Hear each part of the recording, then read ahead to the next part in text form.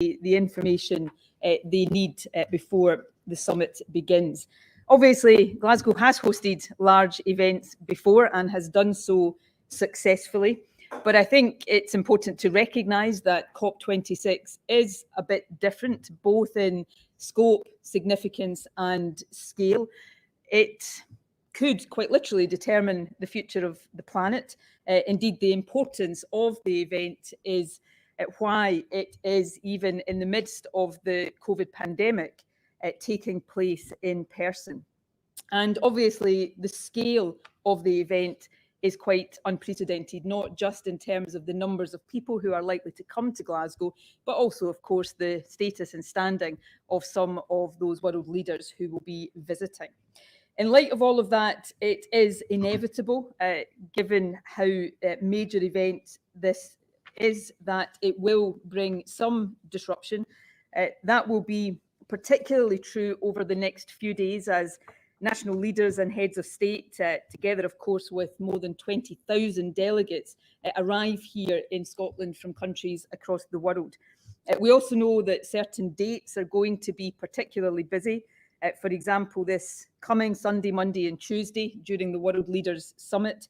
And there are planned demonstrations for Friday and Saturday of next week, which I'll say a bit more about in a moment. In addition, the security requirements of the conference mean that throughout the next 2 weeks, there will be, and indeed already is in place, significant road closures in the area surrounding the Scottish Events campus where COP is taking place. In light of that, we are asking people to consider carefully unnecessary trips during the first few days of COP. That's especially the case for journeys around or near the SEC, but of course it also applies across the Central Belt more generally. And it would apply too to journeys on public transport as well as car journeys. We are very pleased that strike action is no longer in prospect on ScotRail services during COP, or at all for that matter, but we do know that trains are still likely to be busy. Working from home will also help, of course, but this is already recommended as a way of reducing COVID transmission.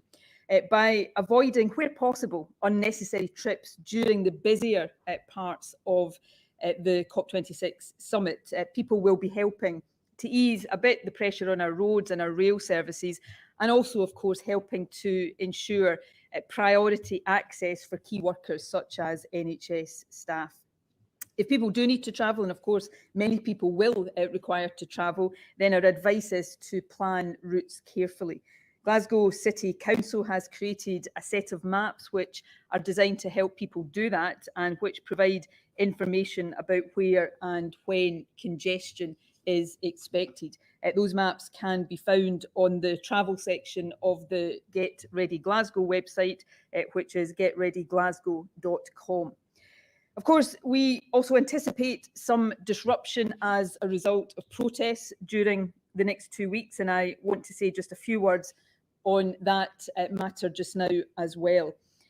Scotland and Glasgow have a proud tradition of activism and of peaceful protest. In fact, I have personally taken part in many peaceful protests in this city over the past 30 years or so. The city slogan is "People Make Glasgow," and that's one that I hope at the end of COP will be applied warmly to this summit. So it is absolutely the case that we, and I know this is the very strong position of the United Nations, want people's voices to be heard. We want the voices of young people, of wider civic society, and of people from across the world to be heard loudly and clearly by those around the negotiating table.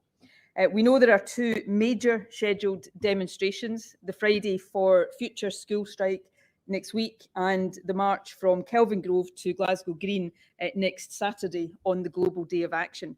These will both provide opportunities for people to make their voices heard, and I want to take the opportunity to thank the organisers of these demonstrations, as well as a number of other activist groups, for the engagement that I know they have had with the City Council and indeed with the police to ensure that demonstrations can take place safely and securely. We also, though, expect that other protests will take place without warning. That is understandable, and these are obviously, though, harder for the city, for conference organisers and for the police to prepare for. And there are just some principles, in addition, of course, to that important principle of the democratic right to protest, that I would ask those intending to protest to pay attention to. Firstly, whatever anyone thinks of the negotiations taking place in the conference centre, and I can understand why many think that world leaders are not yet doing enough, because world leaders are not yet doing enough, and that is one of the things we hope to see change during the summit. But regardless of views on that, progress will not be made if discussions are disrupted. And more generally, and this of course applies to all protests, I would ask that people demonstrating remember and show consideration for the city and for people living in this city. The people of Glasgow are opening up their city to the world at what is a difficult time for everybody around the world. And I hope those who are travelling here to the city, welcome though they are to make their voices heard, will recognise that. So please do that, and please, and lastly, also follow rules on COVID, because they are intended to protect everyone, and also respect our emergency services, our ambulance crews, our fire crews and our police. I know the Chief will say something in a few minutes about Scotland's approach to policing, but I want to stress that our emergency services are there to keep everyone safe. That includes those who are here to negotiate and those who are here to protest. But of course, our emergency services also have continued responsibilities to support the people of the city, no matter what is happening inside COP26. So I would ask everyone to respect and support them as they do their jobs. The final point I want to briefly cover relates to COVID, and Jason will be able to say more about this later. This event, which is bringing people from all around the world together to meet indoors in large numbers while the world is still in the midst of a pandemic, inevitably poses a risk of increased COVID transmission. And I understand why that makes some people wary. However, I want to give an assurance again today that we are doing everything possible to mitigate these risks as far as is possible. The United Nations, the UK government and the Scottish government have taken a number of steps to ensure as far as possible, for example, that delegates have been fully vaccinated before arrival here. In addition, everyone coming to Glasgow from outside the common travel area will be required to show a negative test result before arrival in the UK. And also everyone entering the core venue for COP, the blue zone, is going to be required to take a lateral flow test every day that they are in attendance. Everyone attending the green zone must show either their vaccine certificate for members of the public or their blue zone pass, which will be updated with the results of the daily lateral flow tests. And at both venues, people must wear face coverings and follow 1 metre physical distancing and strict hygiene guidance. In partnership with the UN and the UK, we will obviously keep these procedures under review throughout the summit. And of course, I'd stress that everyone visiting Glasgow for COP, whether official delegates or activists, will be required to follow the same basic COVID precautions that apply to all of us when we are in the city itself. For example, wearing face coverings on public transport and in other indoor public places. Through all of these measures, we can, I hope, reduce the risk of COVID transmission and make COP as safe as possible for the people living already in the city and also for those who will visit our city over the next 2 weeks. Now, finally, I know, as I said at the beginning, that the next 2 weeks will bring disruption to people living in Glasgow. And I understand that that will cause frustration. I do understand that. I'm both a resident of and a representative of this city. I don't expect what I'm about to say will take all of that frustration away over the next 2 weeks, but I think all of us hopefully will remember that what we are experiencing over these next 2 weeks is for a purpose. This is probably the most important global gathering of this century so far. It's not just in Glasgow's interest to have a safe and successful summit, that is in the interest of the entire world. I know that the vast majority of people in Glasgow understand that, and even if we don't much like the disruption, we do understand the importance of what will be happening during this conference. So let me end by thanking everyone in the city for the welcome I know will be extended to visitors, but also for the patience and forbearance that will have to be shown over the next 2 weeks. My hope, and I know that it is the hope of Glasgow, Scotland, the UK, and indeed the world, is that by the end of these 2 weeks, the outcome of the summit will have justified that patience. So thank you very much for listening. I'm going to hand over now to the Chief Constable before I and Jason take your questions. Chief. Thank you, First Minister, and good afternoon. As Chief Constable, I want to assure the people of Scotland that our police service is ready to support a safe and secure COP26. And of equal importance, we are ready to ensure a quality policing service is maintained for every citizen, every community in Glasgow, and indeed right across the whole of Scotland during the conference period. Our policing operation, Operation Urim, is one of the biggest ever undertaken in the United Kingdom. 7,000 officers and staff from every single police service in the UK are today arriving to join colleagues from Police Scotland. Over 10,000 officers will be on duty on some days of the conference. As Chief Constable of the Police Service of Scotland, all officers and staff are under my command and control while deployed to COP26. Accordingly, they will work to the values of policing in Scotland, and they will follow the tone and approach that Police Scotland will apply during the operation. As the First Minister has been very clear around, the United Nations, the organisers of this enormous event, actually want people and encourage people to make their voices heard. It's an objective of the conference. There's an expectation and an encouragement of demonstrations of protest. So our response will be informed by and consistent with key human rights considerations: necessity, proportionality, lawfulness. These principles are vital in all that we do within policing in Scotland, and they are what I expect from everyone in Police Scotland and from our colleagues who will be supporting us. We will protect the rights of people who wish to peacefully protest at COP26, balanced against the rights of the wider community. But to those intent on violent disorder and damage, to those who seek to disrupt the climate conference actually taking place, I have a clear message. We will respond swiftly and we will respond robustly. Every individual within Police Scotland has a role to play, either directly deployed during the conference or in day-to-day business, ensuring every citizen in Scotland continues to get the help they need and deserve when they turn to their police service at times of crisis, at times of emergency. An event the size of COP26, of course, places considerable demands on policing, brings inevitable disruption to communities. Thus, maintaining an effective and responsive police service to all of Scotland has been central to our preparation since we knew that COP26 was coming to Glasgow, was coming to Scotland. We know that need and requirements can arise unexpectedly, and as a national service, we are able to deploy resources quickly. That was evident across the period of the last 24 hours, when we've had officers from many parts of Scotland deployed to the south of Scotland to support communities affected by the terrible flooding. I am focused and confident about Police Scotland's ability to lead this enormous policing operation.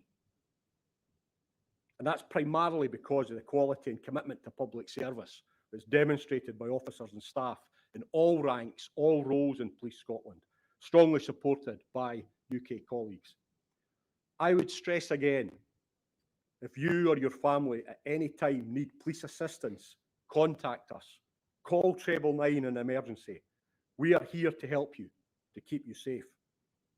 I will close as I began by assuring the people of Scotland that our police service, your police service, is ready for the challenges that lie ahead, both to police COP26 and to continue keeping people safe right across the whole of Scotland. Thank you and take care. Thank you very much, Chief Constable. We'll now take questions. We have some journalists with us in the room today, others are joining us online, so we'll go through all of the questions that we have. Firstly, Ewan Petrie from STV. Thank you very much, First Minister. My question primarily is for Jason Leach. Given that hospitals and ambulance staff have already been at full stretch, how do you expect they will cope in the coming weeks with thousands of extra people in the city and upwards of 100,000 expected for the two major demonstrations that have already been mentioned? There are layers of health care for people who are coming for this, a bit like we've just described the blue, the green and the rest of Glasgow and Scotland. So let me assure the people of Scotland, not unlike the police service, that the NHS is ready for you. The NHS is open. The facilities you are used to accessing are available. We would ask you to use them wisely, but we would ask you to use them wisely before and after COP as well.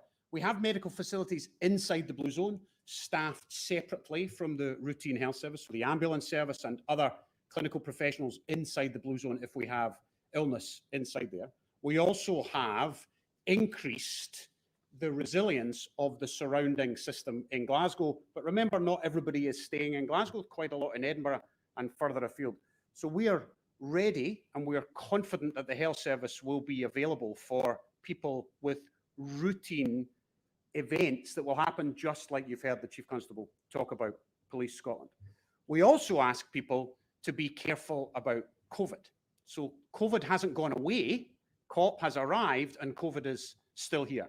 So the guidance, the rules around COVID behaviours, around your twice weekly testing, around going for your vaccination, all of those things still apply. The vaccination centres will still be open, people will still be able to get their tests, and people should follow the guidance. I would ask them to be even more careful during this period, particularly as an example to our international visitors who are following very stringent guidance too, because we don't want to export virus, just like we don't want to import virus. Okay, thanks, Jason. The next question is, I think, online. Andrew Kerr from BBC. Thank you. A new offer from your government is now on the table to avoid a strike by council workers during COP. Will this be enough to get a deal over the line? And on COP, Alok Sharma said a week or so ago he'd offered you a position but hadn't received a reply. Can I ask, have you accepted and what is it? And just to the Chief, are you confident world leaders will get to the ACC without motorcades being blocked by protesters? Thank you. Thanks, Andrew. Firstly, on the offer to unions around the proposed strike that would affect Glasgow but wasn't exclusively relating to Glasgow. The Scottish Government hasn't made an offer because we're not the employer in this situation. I understand COSLA has made a renewed offer today. We have been working with COSLA to make sure, as I said in the Scottish Parliament yesterday, we were doing everything possible to support and facilitate that. That offer has been made. I certainly hope that will allow any prospect of strike action to be removed, not just for COP, but for the period after COP as well. But obviously, trade unions have processes that they need to go through, and I respect those. I'm not entirely sure what Alok Sharma was referring to when he said that to you. I've spoken to Alok Sharma on a video conference just this morning. I had a briefing session with his negotiating team earlier in the week. We're working very constructively and collaboratively together. I've made abundantly clear to the Prime Minister directly, to Alok, to the negotiating team, that I want them to succeed in the presidency of COP, and I see my role to be playing whatever part I can to contribute to that success. And there are, many things that I will take part in over the next 2 weeks to do that. The Prime Minister and I will co-host an event on Tuesday as part of the World Leaders Summit, for example. So very much we're all working here to the same, to try to achieve the outcome that everybody wants. I obviously will try to use the roles and influence that I have to bring that about as well. Yeah, the Scottish Government is the co-chair of what's called, European co-chair of what's called the Under 2 Coalition, which brings together state, regional, devolved governments. Collectively, we represent 2 billion people almost across the world. And it's estimated that around about half of the emissions reduction that is required depends on action on the part of governments like ours. So there's a big role to play there. I'm not going to betray any secrets here. There's lots of political differences between the Scottish Government and the UK Government. Everybody knows that. But over these next 2 weeks, we'll be pulling in the same direction and we'll be working as hard, certainly from my perspective, as hard as possible to get the outcome that the world needs. I'll hand over now to the Chief to take the question directed to him. Thanks, Andrew. I think your question to me, I think it goes to the heart of something I said in my introductory remarks, in that the people who are here to protest, to have their voices heard, absolutely legitimately part of the event itself. But there's no point if that protest actually inhibits the conference taking place, if it prevents world leaders getting to the event so that negotiations can arise and the outcomes that all of us wish to come from the conference can have the chance to take place. So there may well be attempts to disrupt motorcades. There's going to be a whole series of movements. It's going to be incredibly busy in the city of Glasgow. And there may well be attempts to disrupt or to prevent some of those movements. We are going to do everything we can to prevent that. We will take robust measures because it's absolutely crucial that the world leaders can attend so that actually the conference takes place. So I am confident that we'll be able to deal with whatever arises, but I am expecting challenges to arise. Thanks. Gina Davidson from LBC Radio. Hi, thanks very much. Can I ask, following on what you just said, First Minister, about everybody pulling in the same direction because of the importance of the environment, what's your message to people who are planning to march about independence on the Saturday? And can I also ask the Chief if you could clarify what robust measures means? Does that mean manhandling people off the roads if they're lying in front of a cavalcade of cars, for instance? Pretty certain manhandling is not a term that would be used, but I'll hand over to the Chief on that.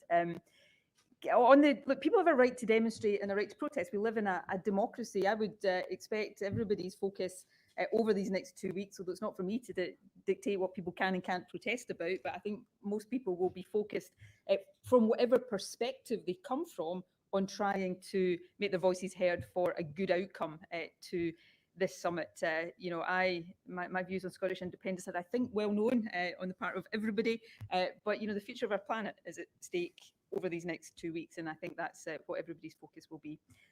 Chief Constable.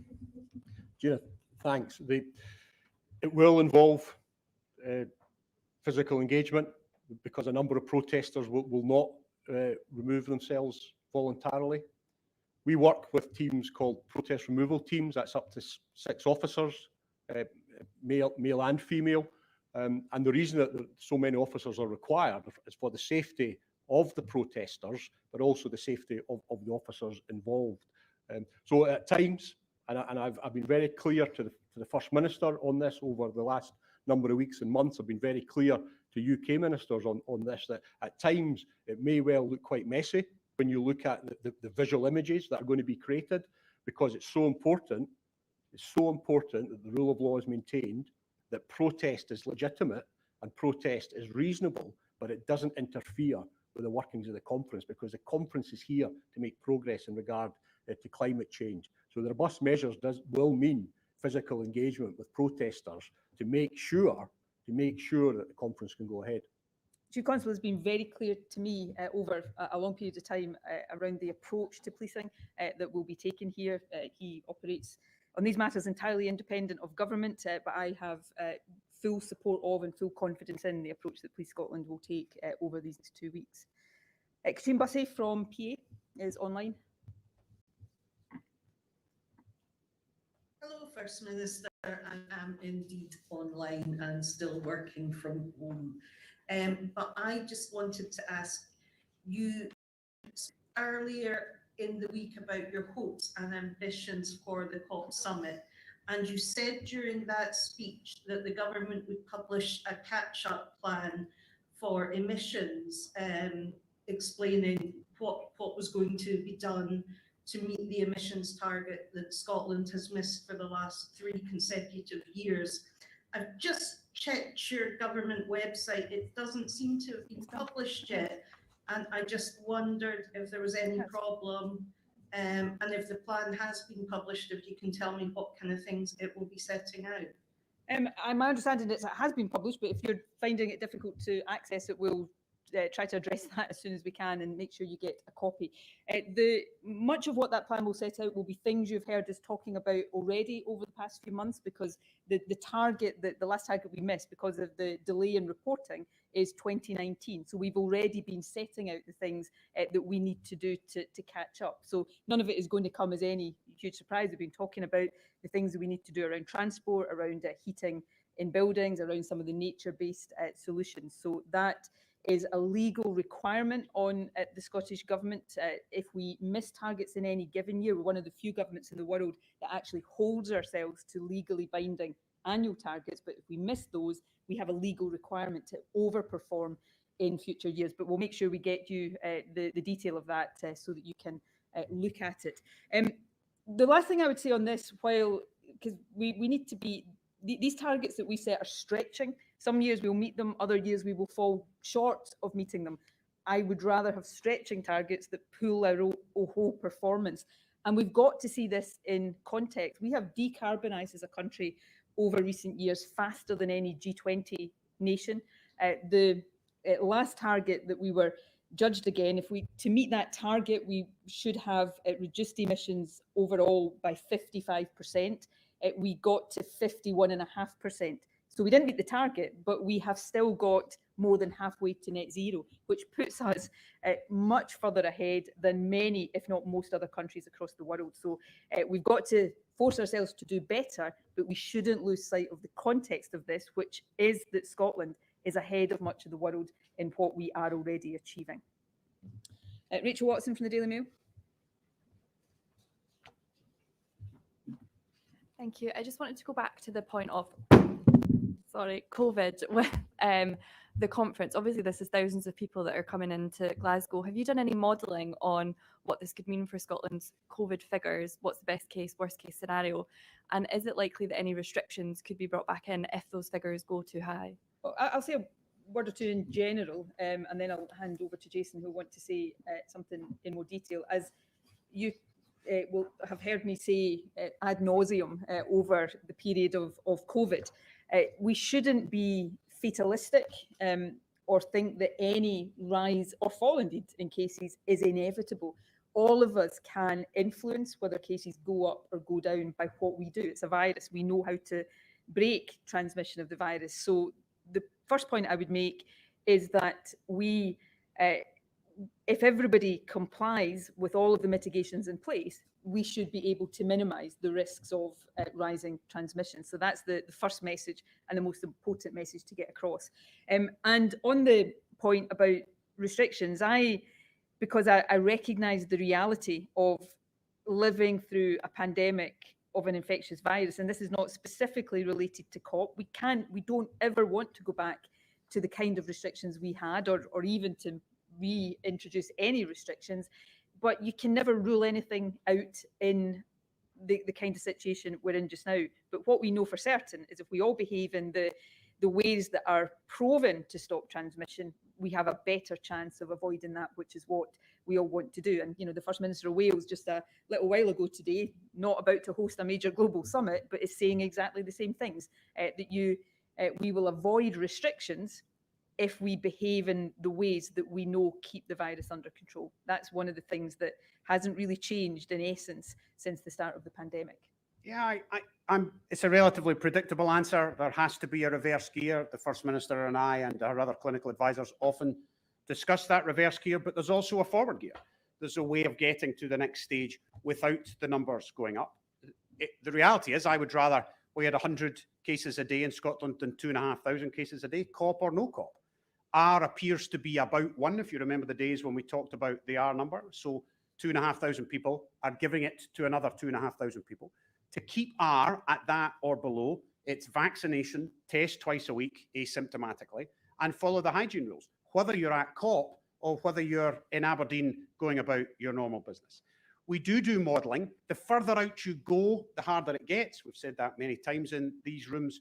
For the next 2 or 3 weeks, the modelling shows stability and maybe even a fall. It doesn't show an instant reaction to COP. That's the nature of the infectious agent.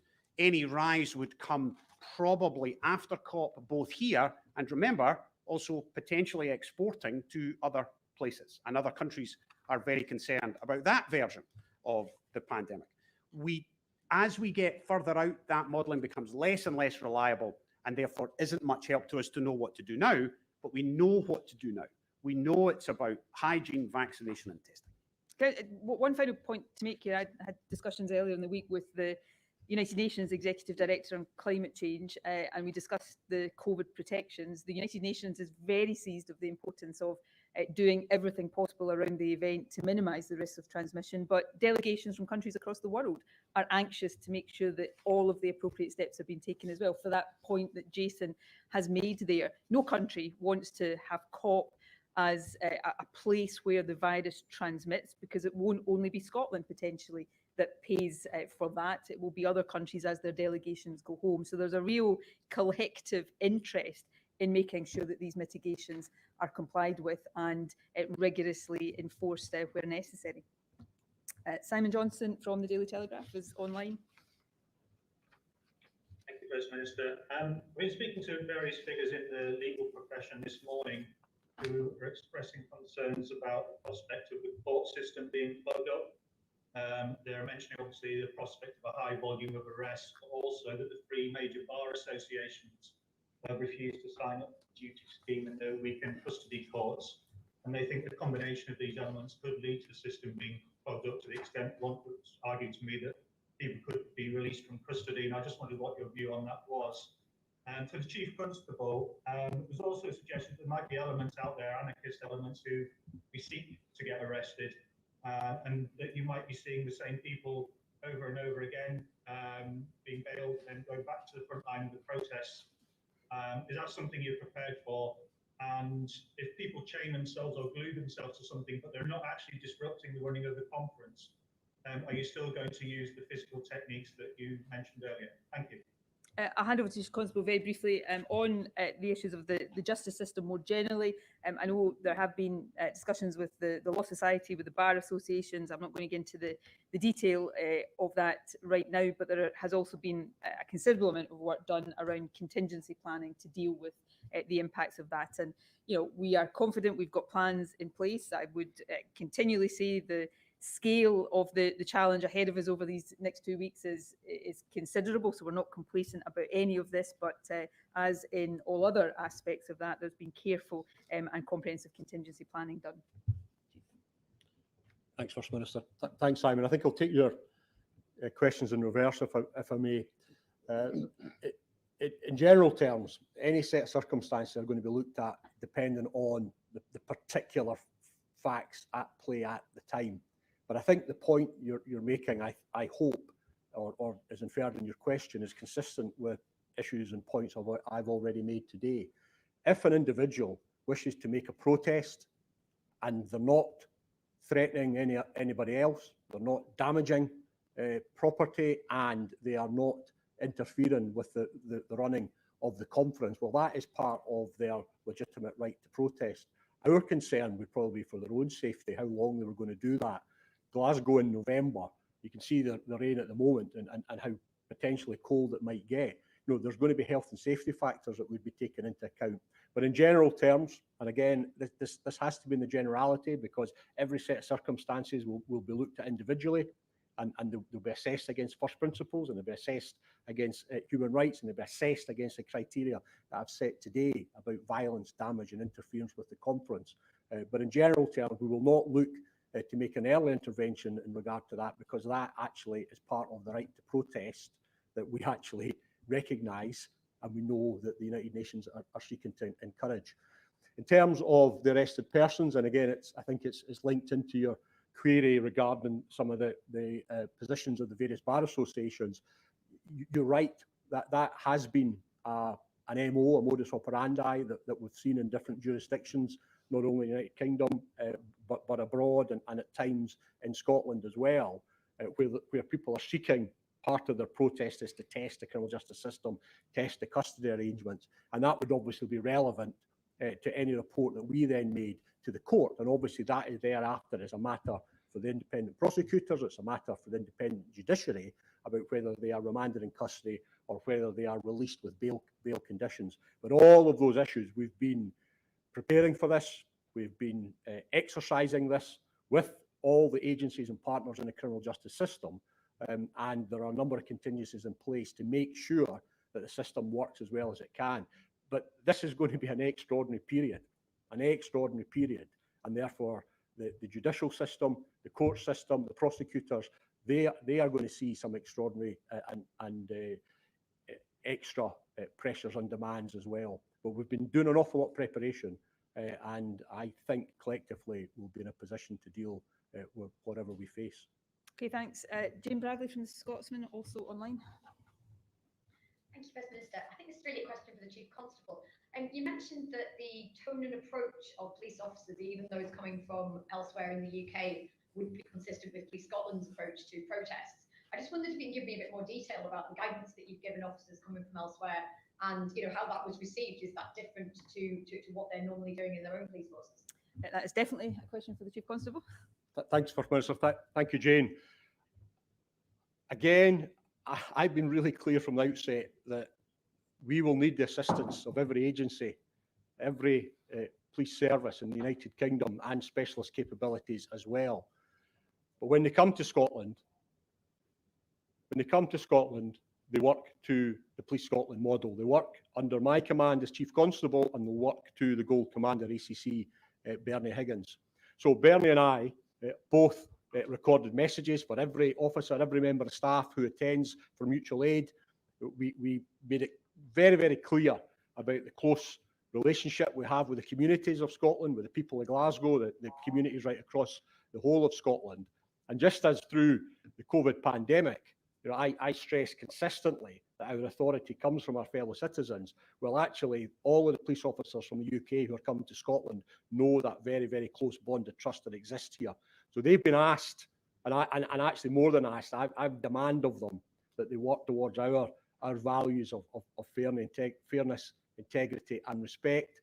We have human rights, not only a recognition of human rights, but a commitment to upholding human rights as part of our mission statement, as part of our force values. And we will be working to Police Scotland tactics and Police Scotland values. And we've been very, very clear on that, and that's been reinforced at the various staging posts when officers attend and officers are here. So we will be working as a single entity with the mutual aid that's come in from across the UK, but this is going to be a Police Scotland operation and led by Police Scotland officers. Thank you. Paul Mallock from the Courier, again online.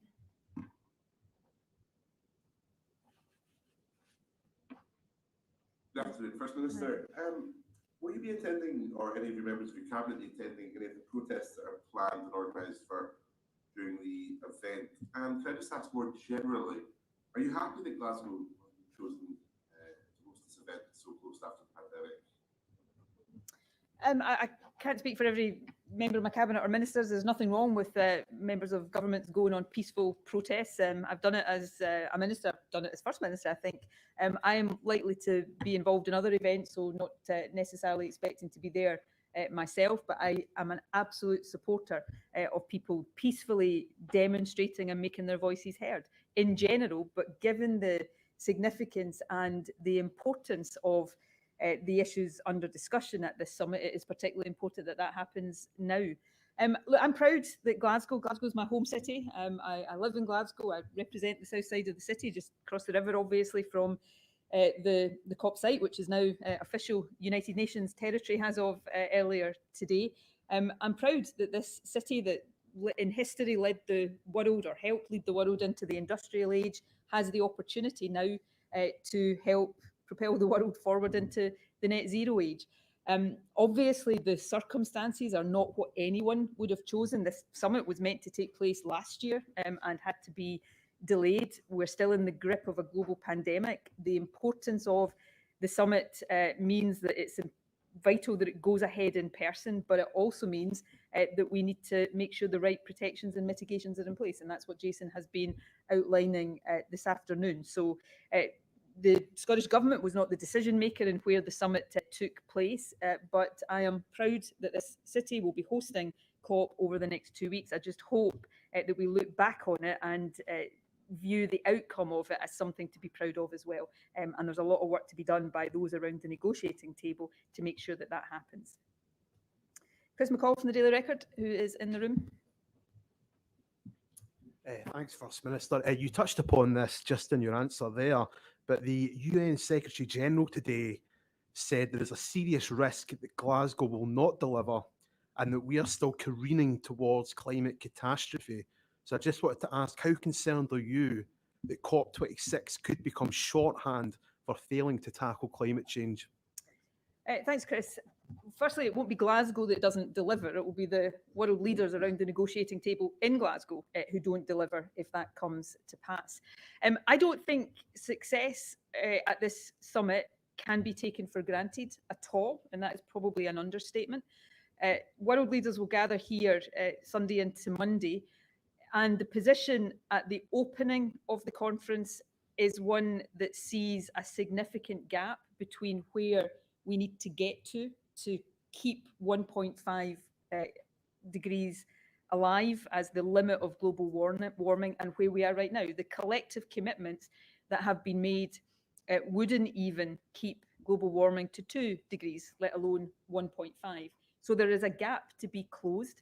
If that gap can all be closed in Glasgow, then at the very least, we need to come out of Glasgow with a clear process and timescale around the way in which it will be closed. In other words, keeping 1.5 alive. The next decade, between now and 2030, is critical if 1.5 is to stay alive. So we need to see nearer term commitments that enable that goal to stay very much a real one. That's why, although Scotland's net zero target is 2045, by 2030, we want to get to a 75% reduction because we know we need to act early in order to keep the longer term goal alive. So there's a lot of work to be done there, and that's only on the emissions gap. The climate finance gap is there as well. You know, it was 12 years ago that the world made the $100 billion a year by 2020 climate finance commitment. The UN published a report earlier this week that showed that is on track to be met, but not until 2023. That needs to be brought forward, if at all possible. And then there's discussions about exactly how that money flows to the countries who need it, how much of that is going to be on mitigation versus adaptation, and increasingly on loss and damage, because many communities around the world are already experiencing the loss and damage from climate change. So there's a mountain to climb over the next 2 weeks in Glasgow. There's absolutely no doubt about that. And there's a massive responsibility on the part of every leader who comes here, because nobody is under any illusions about the urgency or the importance of what needs to be done. And I think one of the tests of success is whether my generation of leaders leaves this summit with the ability to look the next generation in the eye and say that we're doing enough. Right now, the answer to that question is not yes. Will it be yes at the end of this summit? And that's what we've all got to hope is the case. Stuart Patterson from the Glasgow Times. Hello. COVID cases in Glasgow in the last week, the 7-day average, were the lowest in mainland Scotland. If they increase significantly as a result of COP and you have to use that reverse gear, how can you justify that to the people in this city and to the Chief Constable? What's the terror alert status for Glasgow for the next week, and what advice on that do you have to people who live and work in the city? Thanks. Firstly, Stuart, I've said already, I'm proud that this city is going to host COP. It was not the Scottish Government's decision about where COP26 was situated. We have a responsibility, though, working with the UN, the UK Government and other partners to make sure that it is a safe, as well as hopefully a successful event. And there is a huge amount of work going on now and has been done to try to make sure that is the case. And as I said earlier on, this is important for Glasgow, for Scotland, for the UK, but it's important for every country who will be represented at COP that it is a safe event. I don't know whether, Jason, you want to say a bit more about the detail of what has been done to make sure. Maybe the bit they haven't covered is the partnership working across all of the organisations here, including Glasgow City Council, Greater Glasgow and Clyde Health Board and the other health boards, particularly in the Central Belt, where many will be staying and travelling from. I've been on the site. I've walked through with the very, very senior leaders who have both built it and will now run it. The Deputy National Clinical Director is pretty much embedded now to give advice, to give clinical help to anything that might arise. We have 2 meetings a day, very early in the morning and in the afternoon, to make sure that everything we're doing around COVID is being done. We wouldn't have had to do that without a pandemic. We would have had other challenges, of course. So I think we can run it safely, but I can't manage everybody's human behaviour. So not just the delegates, but also the people of Glasgow, we need their help. I think we all can get through this with not only the existential crisis of climate change hopefully being advanced, but also it being done in a COVID-safe way. That partnership will continue.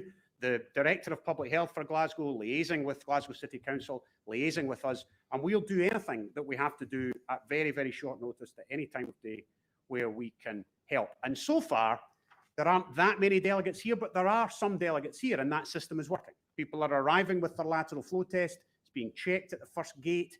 They're moving in. They're getting advice. There is alcohol gel. There are cleaning teams. All the things you would expect are in place, and as far as I can tell, are functioning really well. Thanks. And Sure, thanks for that question, and I think it's a reasonable question to ask, given the amount of world leaders that are going to be in Glasgow over that period. I think up to around about 100, 130. What I can say to you in general terms is that we have been working extremely closely with our colleagues right across the United Kingdom, not only in policing, but in terms of the other security agencies. Only this week I spoke directly through secure means with the Director General of MI5, and again we discussed a number of contingency plans and joint working that goes on a daily basis. We have an exceptionally close working relationship with the security service, and again I have briefed the First Minister on issues that came from that. Essentially being this, that there is nothing that is being brought to our attention through intelligence, through information, that would suggest there is a terrorist threat to COP26 from terrorist groups. JTAC, which is the Joint Terrorist Assessment Centre, independently establishes threat levels across the United Kingdom, and JTAC have set the threat level in regard to the climate change conference COP26 as being at moderate. And what that means is that an attack is possible, but not likely. Now, the overall threat from terrorism to the United Kingdom remains at substantial. That has been in place since the early part of 2021. So again, I would just reiterate, there has been an enormous amount of preparatory work in place. There are contingencies in place. I think you will have seen the conviction yesterday of a young man in Fife for horrendous attack planning against the Muslim community in some of the mosques in Fife. And again, the ability to intervene and to take action to prevent violence and to prevent death is something that, again, Police Scotland is absolutely committed to. But I think what also the case of Imrie shows is that this is one individual self-radicalised and seeking to get access from the internet, not part of a wider group. So that threat always exists. That's a day-to-day threat that exists in Scotland, just as it exists in other parts of the United Kingdom. We've done lots of preparation. We have contingency plans in place, but I can assure you, Stuart, your readers and the people of Glasgow, the people of Scotland, that the threat level is moderate. That an attack is possible, but it's not likely. Thank you. Okay, thanks. We've got a few questions still to get through, but I want to give everybody the opportunity. So we'll go next to Tom Martin from the Daily Express, who is online. Hi, good afternoon. Thank you, First Minister. Just earlier on this week, you talked about wanting to build bridges between developed and developing nations. Could you tell us which world leaders you'll be meeting and what do you think are the biggest obstacles to building bridges? I would imagine I'll meet a range of leaders of different countries over the course of the time they are here. I will start to have my first bilateral meetings on Sunday, actually, and we'll meet with not just some world leaders, but I will meet with people who are activists, who are contributing to the conference in other ways. I have an arrangement with a young woman who you may have seen, I think, in the front cover of Time magazine this week, Vanessa Nakati, who is part of the Rise Up Africa movement. I'll be attending a number of events with her, speaking with her at key stages through COP to hear from her perspective how she thinks it's going, which I think might be an important reality check for people like me. I'll also be doing a lot of work with the Under 2 Coalition to try to galvanise the power and influence of that, meeting with potential investors, with a whole range of different people. It's going to be a busy couple of weeks, and one where I am determined simply to play whatever part I can to contribute. I'm not overstating what that is, but to contribute to the outcome of the conference. That is what matters most to me. And did you have a second part of your question that I've just forgotten? Yeah, well, it was what do you see as the biggest obstacles to building bridges? The biggest obstacles I don't think there's any obstacles to building bridges. We have, as the Scottish Government, we've tried to do that in 3 key ways. We are trying to do that in terms of bridges between young people and world leaders. So last night, for example, I was at the opening ceremony, which was the first in-person event of COP, of the Conference of Youth, which the Scottish Government has funded. We are trying to do what we can to breach and build bridges between the developed and developing world. I've already spoken about some of that, and between the countries sitting around the negotiating table and state, regional, devolved governments like ours, and that's the Under 2 Coalition. The biggest barriers to success at the conference are countries not doing enough, to be perfectly blunt, countries not being ambitious enough in what they're seeking to achieve or in the actions they're taking to achieve that. And that comes back to what I said earlier about the need to see real progress made to get to that successful outcome. Louise Wilson from Holyrood magazine. Interview with Holyrood, Alok Sharma said his main aim for COP was to keep 1.5 alive, and that didn't necessarily mean it will result in a Glasgow agreement. Is he being ambitious enough? I think the view is that for COP26 to be a success, 1.5 degrees has to be kept alive, and I back that. I think I would certainly love to be in a position where we come out of COP with everything signed and sealed so that we know exactly how we're getting to 1.5. I'm not sure that is going to be possible, but keeping it alive, and how do you do that? You've got to see the commitments between now and 2030 sufficient to keep it alive. And secondly, if there is still a gap to be filled, we've got to come out of COP with what is a clear process and timescale for doing the remainder of the work. So, you know, I'm fully in agreement with Alok that has to be what we focus on. And in terms of the other part of your question, just that Alok Sharma said that it will not necessarily. No, so what perhaps one of the lesser understood parts about COP26 is it's not one of the COPs that will result in a new treaty. So this COP is largely about doing what is required to deliver what was agreed in the Paris Treaty. So it's not a COP that will deliver a treaty, but there will be an agreement of sorts that I hope there will be an agreement that all countries come together and endorse as the things that need to be done to deliver on the outcomes of the Paris Treaty.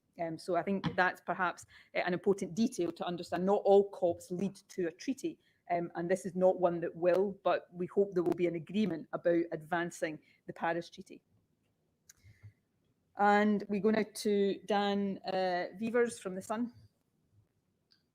Thank you, First Minister. Just to follow up on Rachel's question, there is concern that COP26 will lead to a spike in COVID cases that somewhere down the way might necessitate new restrictions. One such measure proposed by one of your advisors, Professor Debbie Strudar, is to widen vaccine certificates to other venues like cafes or gyms. She said that might help ease pressure on the NHS this winter. Can I ask First Minister and the National Clinical Director, do you agree with that? Is this a policy we're likely to see at some point after COP? Davy says lots of things that I listen to. She is one of our advisors, as you say, but we consider all of these things on an ongoing basis. I hope we don't have to introduce new restrictions. The First Minister of Wales today has announced the extension of Wales's vaccine certification scheme. We don't rule anything out, but that doesn't mean we're ruling these things in either. We monitor the situation and take decisions that we think are required to keep the country safe. Libby Brooks from The Guardian is in the room. Thank you. There has been some local criticism that COP feels like something that's being done to the city of Glasgow rather than the involvement that there was, for example, during the Commonwealth Games. And I just wanted to ask what you feel or what you hope the legacy of COP will be specifically for the city. Thanks, Libby. I think that's a really fair question flowing from a very fair observation. COP, like the Commonwealth Games, is a very big event, but it is a very different kind of event to the Commonwealth Games. The Commonwealth Games was a big sporting occasion where, and those of us who were in and around the city at the time remember it was in the summer. There was a sense of joyfulness about how it was something people participated in, even if they weren't going to events, they were in the city centre. COP is a conference of world leaders, which means there is significant security around it, and particularly parts of it. So it is something that has a very different feel. So I think to try to compare it to the Commonwealth Games is probably not really appropriate, because the two events are very, very different in nature and in scope. So I think for the city, COP over the next 2 weeks will not feel like the 10 days of the Commonwealth Games for those reasons. And I'm not going to stand here and pretend that it will. There will not, although the green zone is open to the public in ways that the blue zone is not, there's not the same ability for people to get involved in some of the day-to-day stuff. So I accept that there will be a sense that this is something that is causing disruption to Glasgow without necessarily the ability of Glasgow to take part in the event as a whole. And as I said earlier on, I think we've just got to recognise that, but I hope most people, while will probably still feel frustrated over the next couple of weeks as they take longer to get places and have road closures and potentially demonstrations causing some disruption.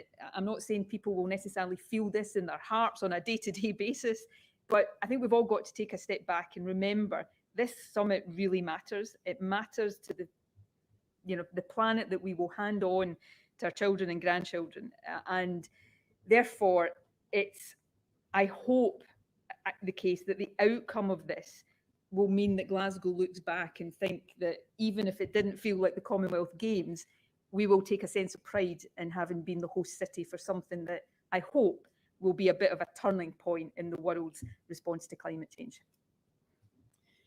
David Ball from the Herald is online. Thank you, First Minister. The UK government budget had sort of very little in way of sort of targeted funding needed to sort of get that shift towards net zero.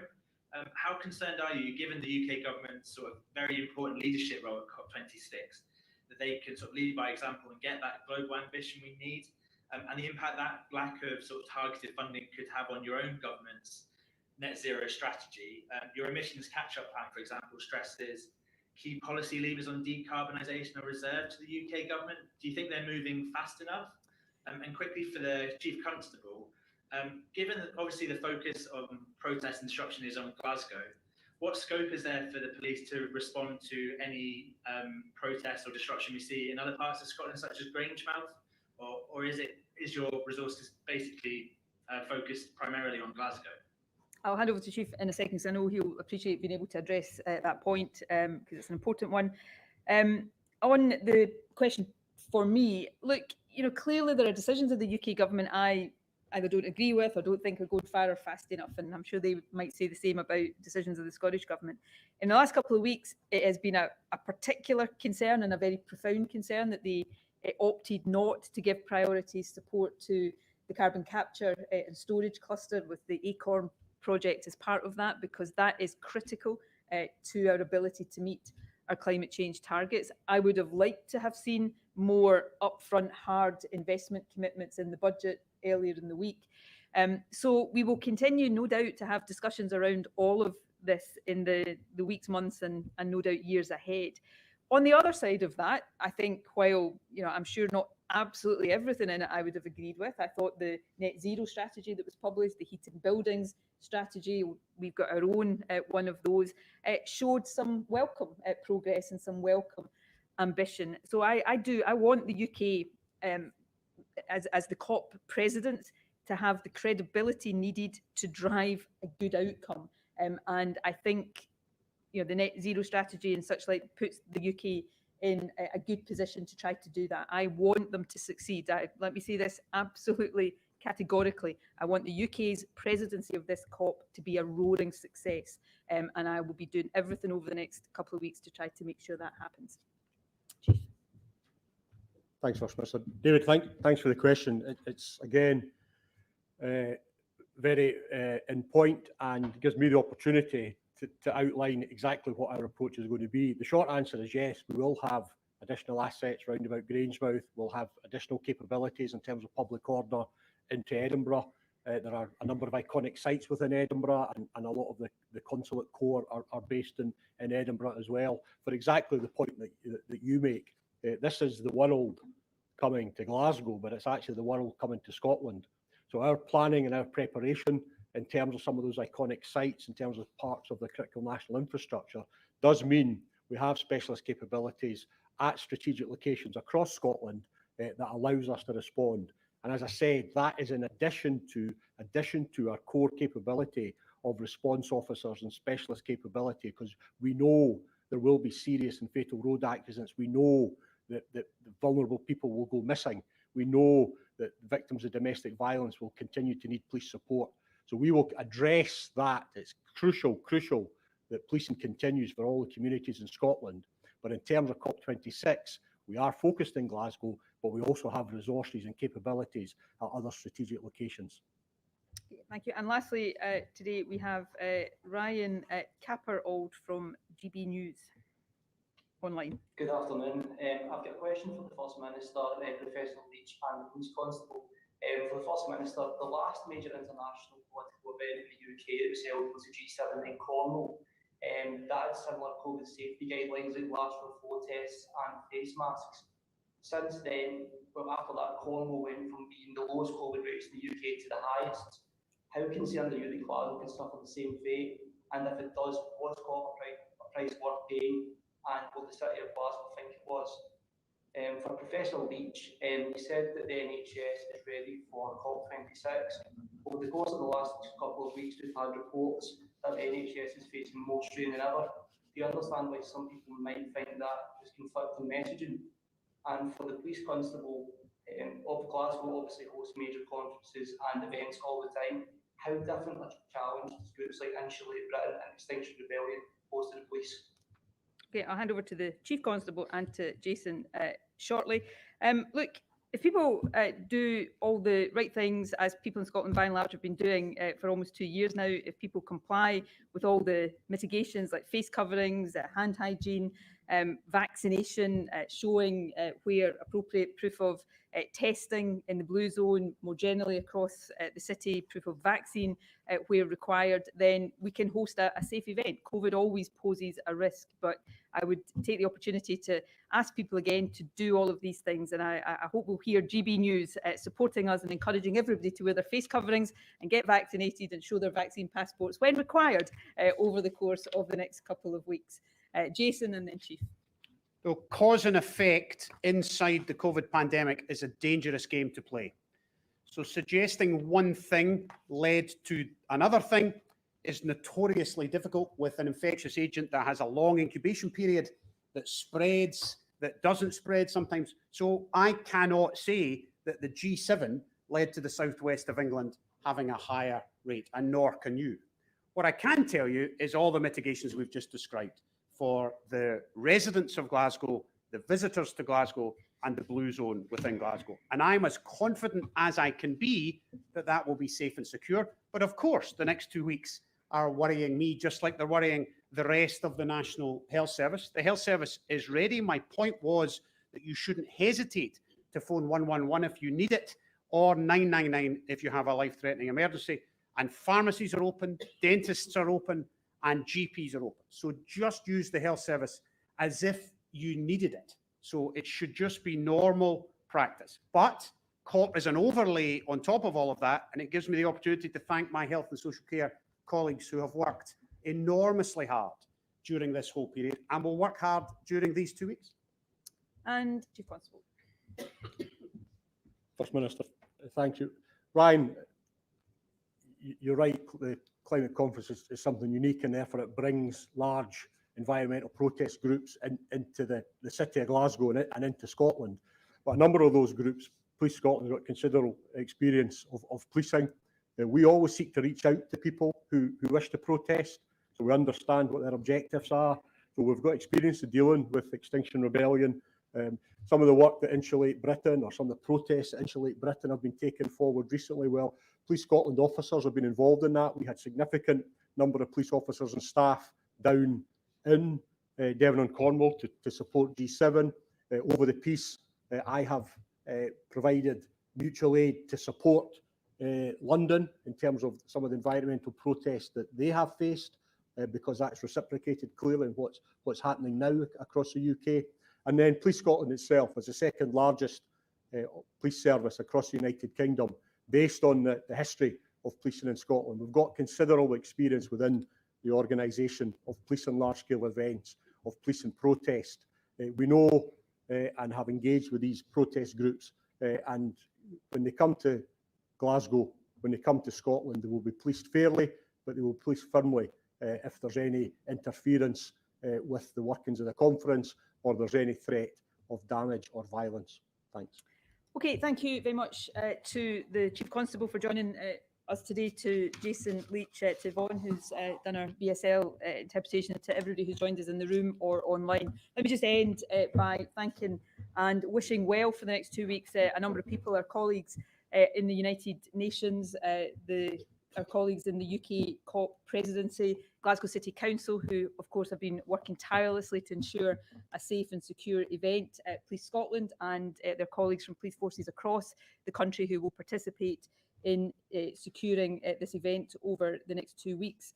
The National Health Service here in Glasgow and elsewhere in Scotland, and all of our emergency services, my own colleagues in the Scottish Government as well. But finally, and most importantly, my thanks to the people of Glasgow who are hosting this conference, who will experience some disruption over the next 2 weeks. Let's hope that this city is remembered in years to come as the city that helped lead the world into the net zero age. Thanks to all of you, and no doubt we'll talk again at key points over the course of the next 2 weeks.